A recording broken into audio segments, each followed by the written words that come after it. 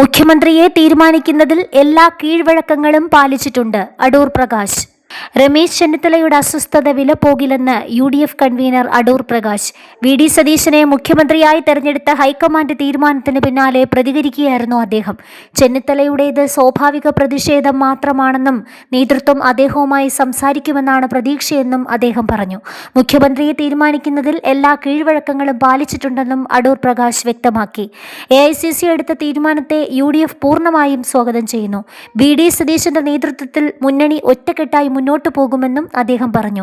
മുഖ്യമന്ത്രി പ്രഖ്യാപനത്തിന് പിന്നാലെ ഉയർന്നുവന്ന പ്രതിഷേധങ്ങൾ സ്വാഭാവികമാണ്. അത്തരം അസ്വസ്ഥതകൾക്കൊന്നും ഇനി വലിയ പ്രസക്തിയില്ല. ഹൈക്കമാൻഡ് തീരുമാനം അംഗീകരിക്കാൻ എല്ലാവരും ബാധ്യസ്ഥരാണെന്നും വരും ദിവസങ്ങളിൽ ഈ പ്രതിഷേധങ്ങൾ കെട്ടടങ്ങുമെന്നും അദ്ദേഹം കൂട്ടിച്ചേർത്തു. അതേസമയം മുഖ്യമന്ത്രിയെ തീരുമാനിക്കുന്നതിൽ കാലതാമസമുണ്ടായെന്ന വിമർശനം അടൂർ പ്രകാശ് തള്ളി. കോൺഗ്രസ് പ്രസ്ഥാനത്തിന്റെ കീഴ്വഴക്കങ്ങൾ പാലിച്ചുകൊണ്ട് തന്നെയാണ് അന്തിമ പ്രഖ്യാപനം നടത്തിയത്.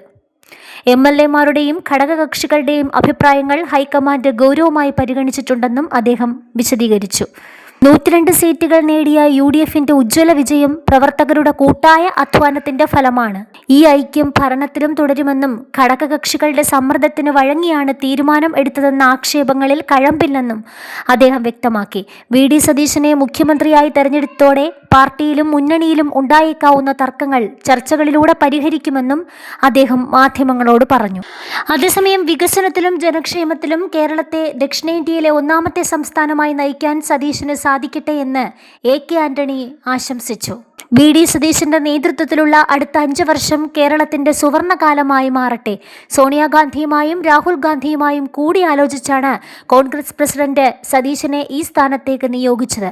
ഈ തീരുമാനത്തെ താൻ പൂർണ്ണമായും പിന്താങ്ങുന്നുവെന്നും സന്തോഷത്തോടെ സ്വീകരിക്കുന്നുവെന്നും AK ആന്റണി പറഞ്ഞു.